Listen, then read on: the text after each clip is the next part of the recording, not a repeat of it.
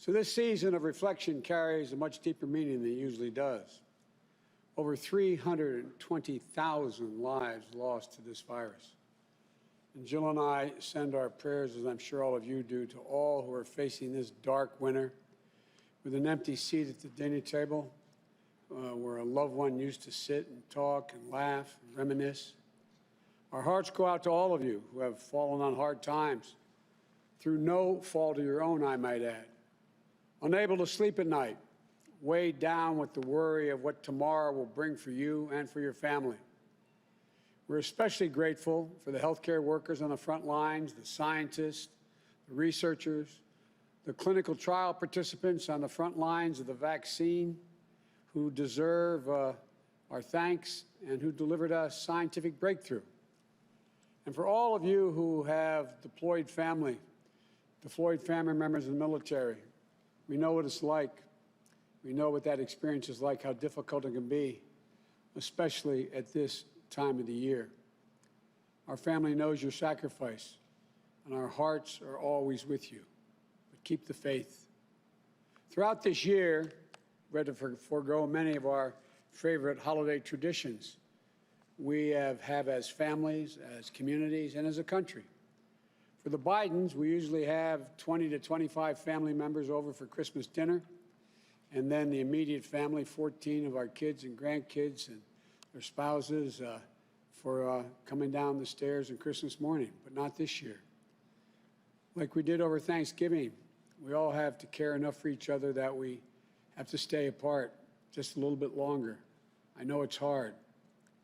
We have a long way to go, but we're grateful that we've got the vaccine. And yesterday, in an effort to instill some confidence in the vaccine, I had my shot administered in public. And I got a chance to thank all those nurses and docs at Christiana Hospital for what they've been putting up with and doing for so long. I look forward to the second shot, and I have absolute confidence in the vaccine. But we're in short supply.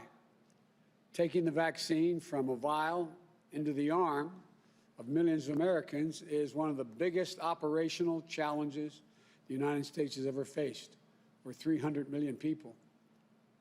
And we're going to take many more months for that to happen.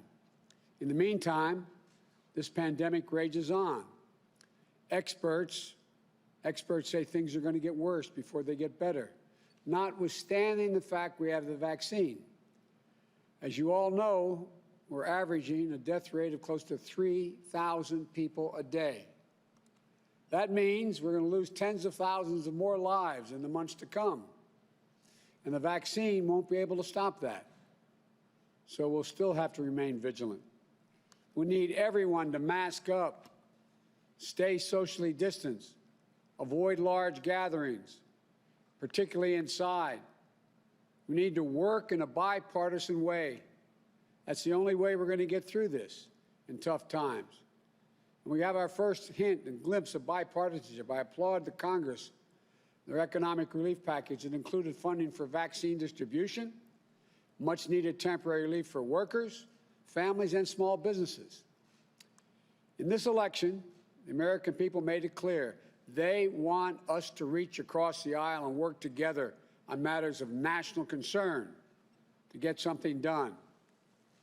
And I believe that to be the case from the very beginning of my campaign, and I'm happy to see members of Congress heeding that message as well from their own constituents. Leaders in both House and Senate, both parties, deserve credit for making the hard compromises to get this done. But like all compromises, it's far from perfect. But it does provide vital relief at a critical moment. However, as I've said all along, this bill is just the first step, a down payment, in addressing the crises, more than one, that we're in. There's a lot more work to do. Early next year, I'm going to put forward to the Congress my plans for what comes next. We'll need more help to fully distribute the vaccine. We're going to need more testing in order to be able to open our schools. We're going to need more funding to help firefighters and police, many of whom are being laid off as I speak. And the same with nurses, risking their lives in the front lines. The same for millions of hurting families who are unable to put food on the table, pay rent, or the mortgage. Unemployment's extended for another 10 weeks. It's going to take a lot longer than that. But Congress did its job this week. And I can and I must ask them to do it again next year. But even with the changes in approach I'm going to put in place in late January, people are still going to be getting sick and dying from COVID. One thing I promise you about my leadership during this crisis, I'm going to tell it to you straight. I'm going to tell you the truth. And here's the simple truth. Our darkest days in the battle against COVID are ahead of us, not behind us. So we need to prepare ourselves to steel our spines. As frustrating it is to hear, it's going to take patience, persistence, and determination to beat this virus. There'll be no time to waste in taking the steps we need to turn this crisis around.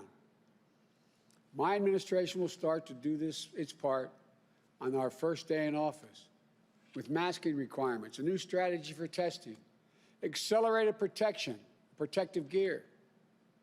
And we're going to challenge Congress and the American people to step up immediately as well to do their part. As with the relief bill passed by Congress, there's another challenge which my administration will confront on a bipartisan basis: a massive cybersecurity breach against the U.S. companies, many of them, as well as federal agencies. And there's still so much we don't know, including the full scope of the breach or the extent of the damage it has caused. But we know this much. This attack constitutes a grave risk to our national security. It was carefully planned and carefully orchestrated. It was carried out by using sophisticated cyber tools. The attackers succeeded in catching the federal government off guard and unprepared. Foreign actors have been working this breach since late last year, at least last year, setting the landscape to compromise our systems, scraping up sensitive information from our world-class tech sector and from private businesses and from United States government agencies. The truth is this: the Trump administration failed to prioritize cybersecurity. It did that from eliminating or downgrading cyber coordinators in both the White House and at the State Department, to firing the director of Cyberspace and Infrastructure Security Agency, to President Trump's irrational downplaying of the seriousness of this attack. Enough's enough. In an age when so much of our lives are conducted online, cyber attacks must be treated as a serious threat by our leadership at the highest levels. We can't let this go unanswered. That means making clear and publicly who is responsible for the attack and taking meaningful steps to hold them in account. Initial indications, including from Secretary Pompeo, Secretary of State, and Attorney General William Barr, suggest that Russia is responsible for this breach. It certainly fits Russia's long history of reckless, disruptive cyber activities. But the Trump administration needs to make an official attribution. This assault happened on Donald Trump's watch, when he wasn't watching. It's still his responsibility as president to defend American interests for the next 4 weeks. But rest assured that even if he does not take it seriously, I will. While I'm disappointed by the response of President Trump, I was pleased to see leaders in both parties in the Congress speak out loudly and clearly on this attack. Again, I want to thank prominent Republicans in the Senate, particularly for speaking out. It's a sign that with the new administration, we can confront these threats on a bipartisan basis with a united front here at home. That should be encouraging to the American people and a warning to our adversaries. In the meantime, the President's team for the next 4 weeks need to cooperate fully, which they haven't been doing, to share information that becomes available on both the impact and our response to ensure a smooth transition to protect the American people as administrations change. Over the next month, I intend to continue focusing on building my team so that the right people are in place on day one of my administration to take over this effort, to prioritize cybersecurity across the board. And I'll consult with experts to plan for the steps that my administration will take in order to secure our systems, improve our cyber defenses, and to better withstand future attacks that we know will come, and to impose cost on those who conduct them. And I fully expect bipartisan support from this based on what we've heard so far. Our adversaries are highly capable. Cyber threats are among the greatest threats to our global security in the 21st century. And I believe we have to treat them with the same seriousness of purpose that we treated threats of other unconventional weapons. We have to work with our allies to establish clear international rules and mechanisms to enforce them, and consequences for those countries that violate them. I want to close with this. As I look at the first of what will be millions of vaccinations going into the arms of Americans after hundreds of thousands of lives lost, a Congress finally passing an economic relief package after months and months of delay, and a new urgency for a bipartisan approach to cybersecurity after years of a president who refused to stand up to our adversaries and hold them accountable. I'm reminded of the quote of this season from a Jesuit priest named Alfred Delp. He wrote, quote, "Advent is a time for rousing."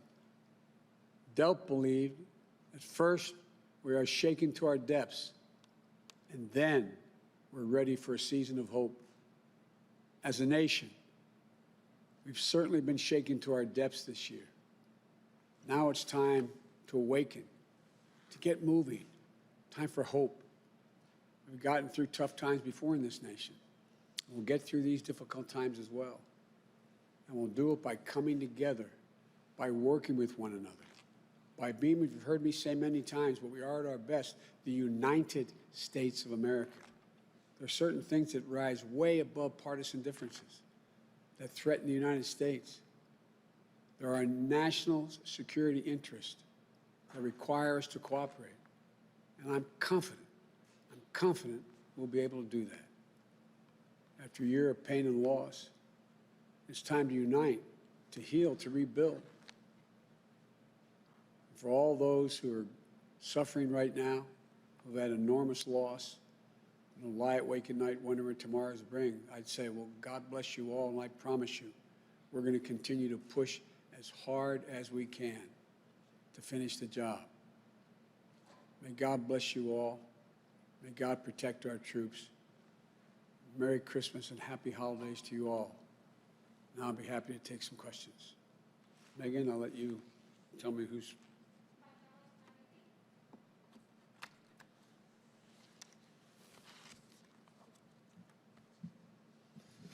Thank you, Mr. President-elect. President Obama once referred to this emerging cyber battlefield as the Wild West. President Trump, in commenting on this most recent breach, said the situation was well under control. Given what you just said about this, that it represents a grave risk, do you believe it also represents an act of war, and will you respond in kind if so? The answer is, first of all, it is a grave risk, and it continues. I see no evidence that it's under control. I've seen none. Heard of none. Defense Department won't even brief us on many things. So I know of nothing that suggests it's under control. This president hasn't even identified who's responsible yet. Number two, the question of the damage done remains to be determined. We have to look at very closely the nature of the breaches, how extensive they are, and what damage has been done. And thirdly, there's going to be a necessity, as President Obama and I and our administration talked about. We need international rules of the road on cybersecurity. We have to bring along our allies and our friends, so we hold everyone accountable who breaches any of these basic fundamental rules. And lastly, I believe that when I learn the extent of the damage and, in fact, who is formally responsible, they can be assured that we will respond, and probably respond in kind. There's many options which I will not discuss now. Why not lay out those kind of options publicly, though? Isn't part of the issue here deterrence and the fact that Russia felt some impunity, if it is indeed Russia, to do what they've done here? We have not done that in any other areas where we have faced international crises. We don't sit here and say that we are going to strike you with a nuclear weapon. We don't sit and we're going to say and so on. Let us determine what the extent of the damage is, and I promise you, there'll be a response. On another issue, sir, as you know, the runoff elections in Georgia could well determine whether there's a Democratic Senate in January or a Republican Senate in January. Are you waiting for the outcome of those two races to make some of the final selections for your cabinet, including the Attorney General, the most significant, outstanding cabinet secretary you have to pick? No, not based on the Attorney General. It's just a matter of getting to it and through it and being able to announce them all. They'll all be announced either just before or just after. We're going to make an announcement tomorrow, and we may have another announcement between then and Christmas and New Year's. We're just working through all of the efforts to do due diligence. And lastly, has the issue of the investigation of your son come up in discussions with your team and with potential candidates about Attorney General? No. I guarantee you I'm going to do what I said. The Attorney General of the United States of America is not the President's lawyer. I will appoint someone who I expect to enforce the law as the law is written, not guided by me. Thank you, sir.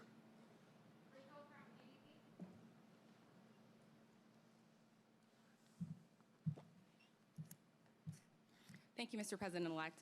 There is growing concern today about that new variant of COVID-19 sweeping across the UK.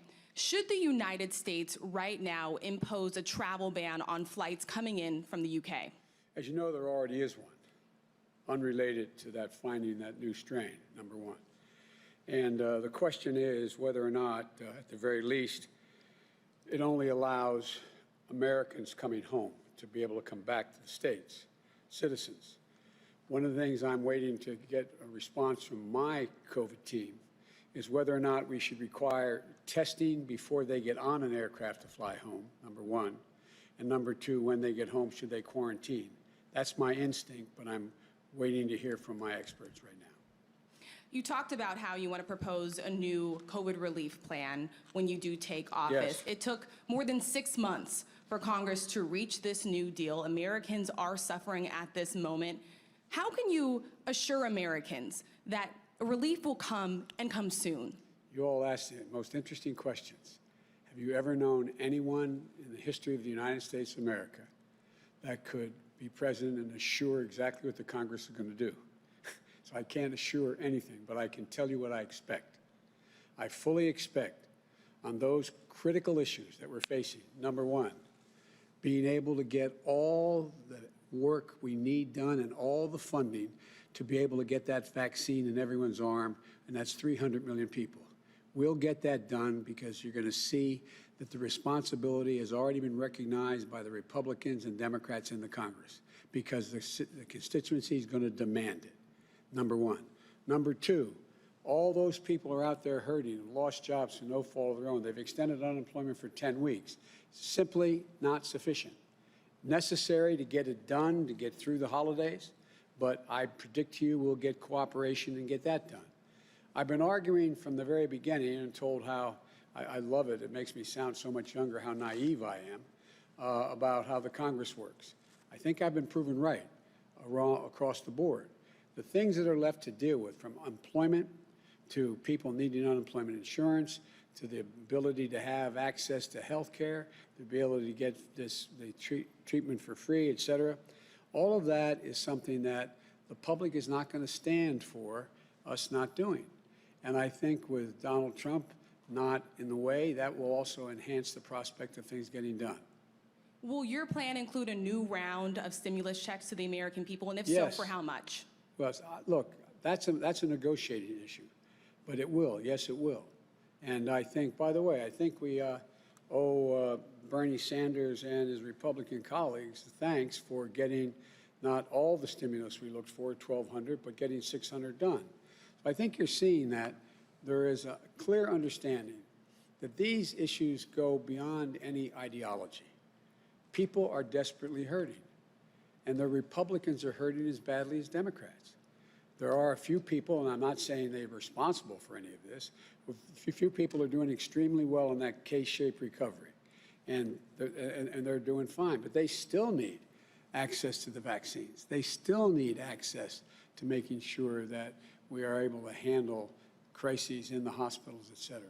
So I think they're on the things relating to vaccine distribution, which is going to cost billions more dollars.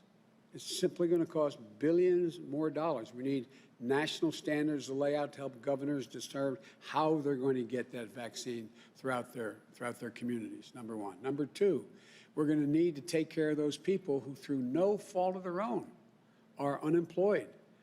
They've worked like hell, but they have no job because of the COVID crisis. And thirdly, we're going to have to begin to rebuild the country. We can't wait. We can't wait to rebuild the economy. We're going to have to start doing that now on infrastructure programs and a whole range of other things. I think the sort of the dawn is broken on the vast majority of people. There are still people who don't want to help. There's still people who are insisting my way or the highway. But the vast majority of the members of Congress, I believe, will be able to work out those specific issues that are of national consequence. Thank you, Mr. President. Thank you.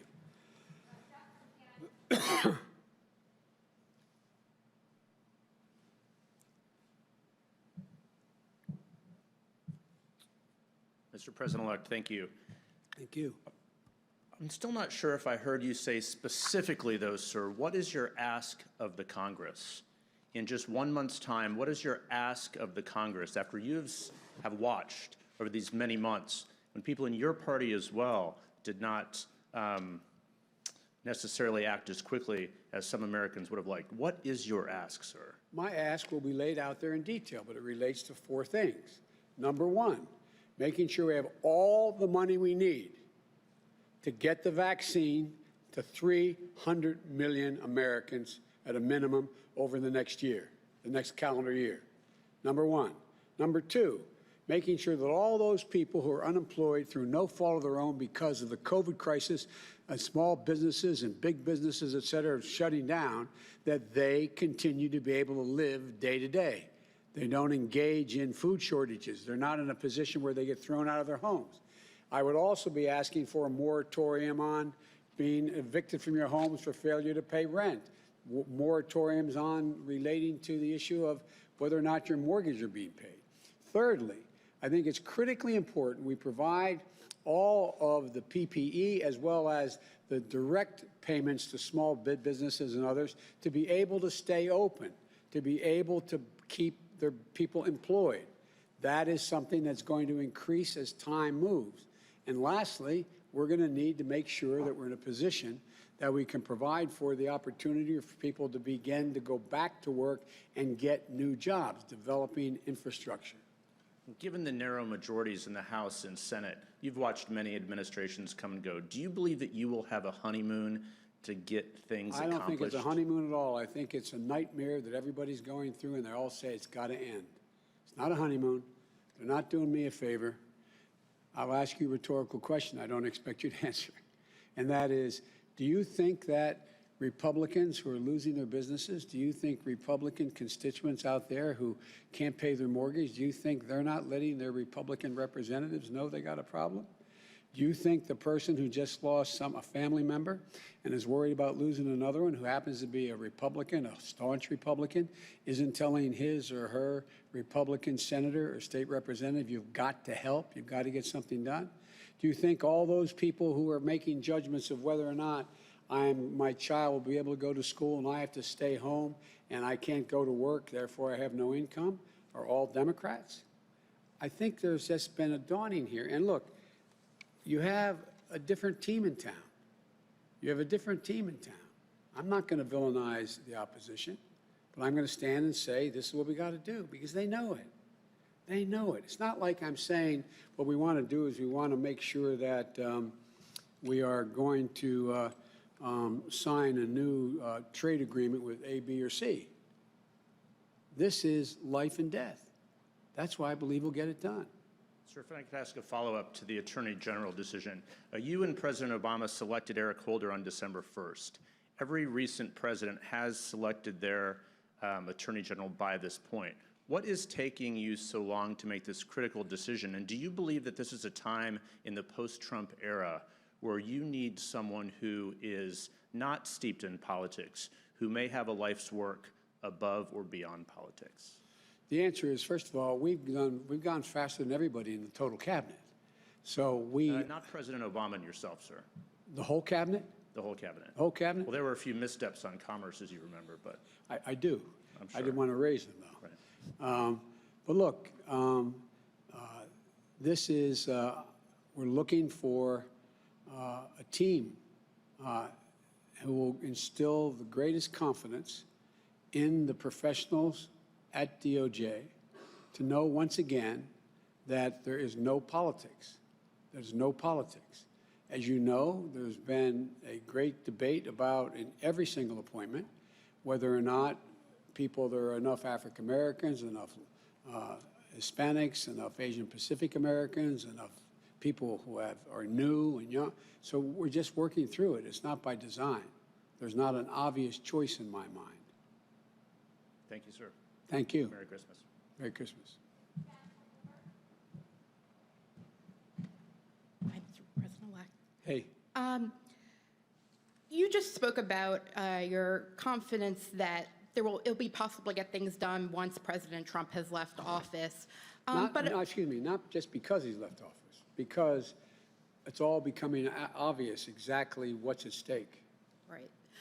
But even so, are you concerned about the effects long-term that his presidency and now in the transition, his refusal to concede, his challenges to the election will have on American politics, will have on the Republican Party, especially if he does take the step of filing for re-election next month, or run in 2024?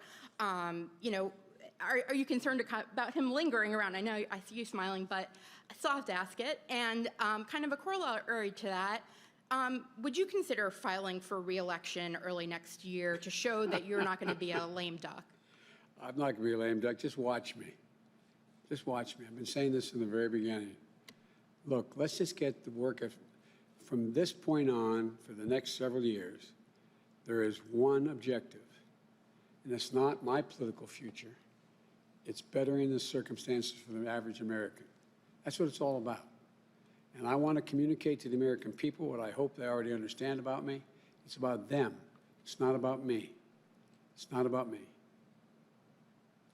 But still, do you think that the climate will be different after President Trump than it was before Well, we'll him? see. I don't know. I mean, I'm not a fortune teller, but I can tell you that the calls I've gotten from sitting Republicans in powerful positions, they know me. They know I level with them. They know I never mislead. They know I tell them the truth.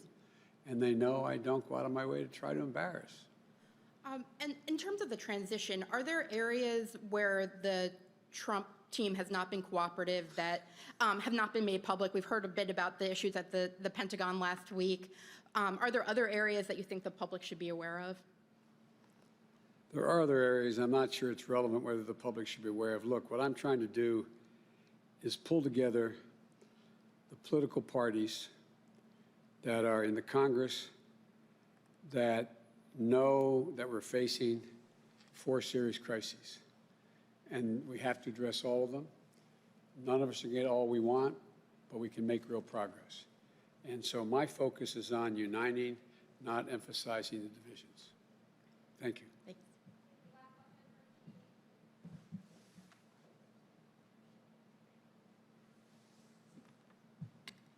Thank you, Mr. President-elect. Russia, as you said, is suspected of carrying out this massive cyber hack. You said it happened under President Donald Trump's watch, but of course in January 21, it will then, of course, land on your doorstep. My question is, what are the Wait, let's get something straight. Will land on my doorstep. His failure will land on my doorstep. Yes. Okay. What are the practical implications of overseeing a government where experts say it could take years to know where the hackers went and years to remove them? How can you ensure that the systems will be safe given what experts are saying? I can't ensure, but I can demand, based on the experts both here and among our allies, what is needed to find that out. It may cost literally billions of dollars to secure our cyberspace. It may take a great deal to get it done. First and foremost, it takes people who are knowledgeable and vigilant about what is happening and how it's happening.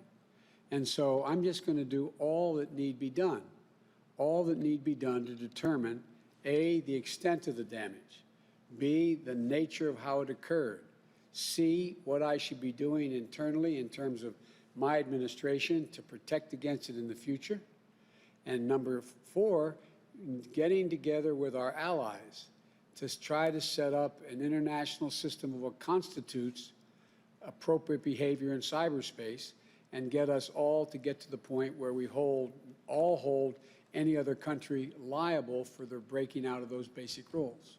And just to be clear at the top of that, did you say you couldn't ensure that the systems would be safe when you came into office then? Of course I can't. I don't know what the state of them is.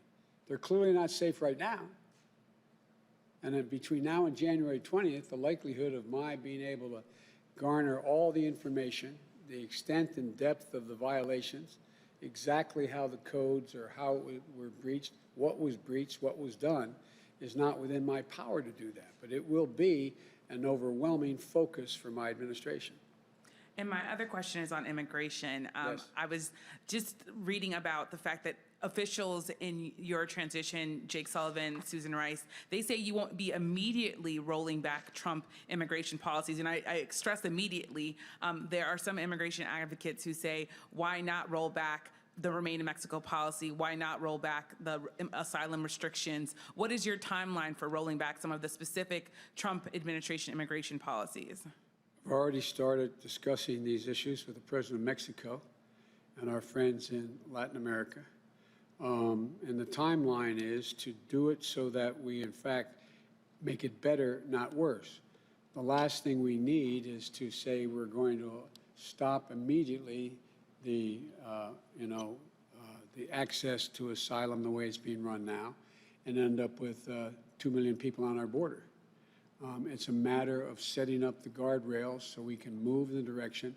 I will accomplish what I said I would do.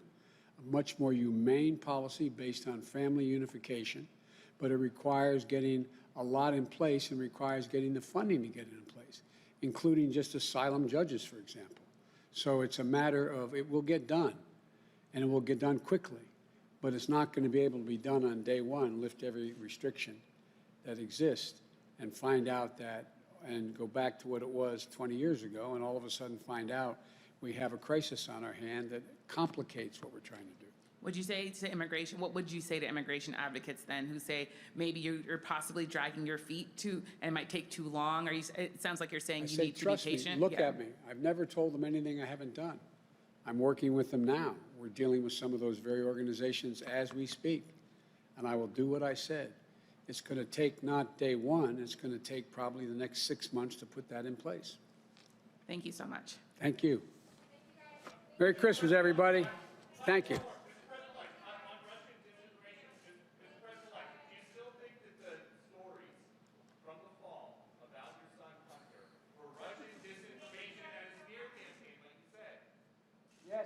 Yes. God love you, man. You're a one-horse pony. I tell you. Thank you. I promise you, my Justice Department will be totally on its own, making its judgments about how they should proceed. Thank you.